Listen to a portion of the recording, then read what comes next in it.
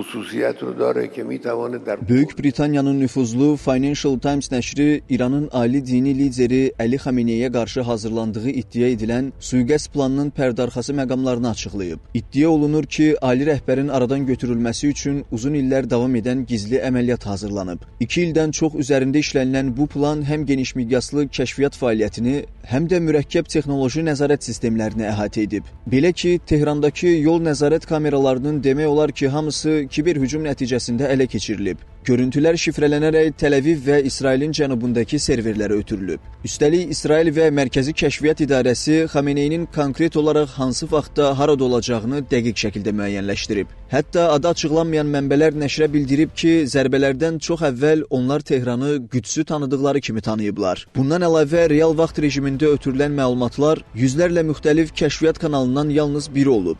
Bundan başqa iddialarda Mərkəzi Kəşfiyyat Xidmətinin prosesdə koordinasiya rolunun olduğu da bildirilir ki, bu onlara ABŞ-nin İran daxilindəki agent şəbəkəsinin görüş vaxtını öncədən təsdiqləməyə imkan verib. Əməliyyat günü isə mobil rabitə antenalarının deaktiv edildiyi və bununla da mümkün xəbərdarlıqların qarşısının alındığı iddia olunur.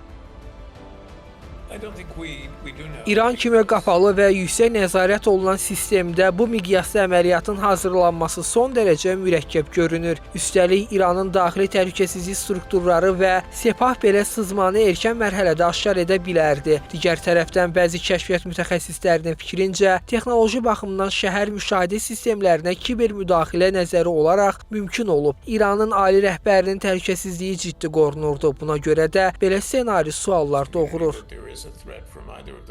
Yeri gəlmişkən, Xameneyinin iddia olunan plan üzrə öldürülməsi bir sıra təhlükəsizlik və kəşfiyyat tendensiyalarını gündəmə gətirir. Qərb siyasi analitikləri isə bu hadisənin İran kimi qapalı ölkədə reallaşdırılmasının müzakirəyə açıq olduğu fikrindədirlər. Əvvəla şəhər kameraları və işıqfor şəbəkələri adətən mərkəzləşdirilmiş idarəetmə platformasına bağlı olur. Əgər həmin platformada proqram boşluğu aşkarlanarsa, bu bütün şəbəkəyə çıxış imkanı yarada bilər. Belə ki, kiber əməliyyatlarda ilkin giriş nöqtəsi əldə edildikdən sonra sistem daxilində mərhələli genişlənmə həyata keçirilir. Bununla yanaşı uzunmüddətli müşahidə hədəfin gündəlik marşrut və davranış modelini dəqiq müəyyən etməyə imkan verir. Digər tərəfdən insan faktoru da istisna edilmir ki, daxili əməkdaşlıq və ya məlumat sızması ən sərt təhlükəsizlik sistemini belə zəiflədə bilər. Elə məhz buna görədir ki, İranın Qüds qüvvələrinin komandanı İsmail Qani son hadisələrin fonunda diqqətləri üzərinə çəkib. İddialara görə Xameneyinin ölümü ilə nəticələnən hücumdan bir neçə dəqiqə əvvəl binanı tərk edən İsmail Qaninin daha əvvəl də möcüzəvi qaçışlarının olması ona qarşı casusluq şübhələrini ortaya çıxarıb. Qani daha əvvəl Suriyada İnqilab Keşikçiləri Korpusunun komandirlərinin öldürüldüyü binanı və Hizbullah lideri Həsən Nəsrullaha sui-qəsddən əvvəl hədəf alınan yeri də son anda tərk edib. Paralel olaraq Birləşmiş Ştatlar rəsmiləri də əməliyyatın İran daxilindəki yüksək etibarlı mənbələrdən alınan məlumatlardan sonra başladığını açıqlayıb. Bu baxımdan İranın ali rəhbərinin hədəfə alındığı əməliyyatda daxili informasiya sızması və ya insan faktoru da hazırda ən çox müzakirə olunan məqamlardandır.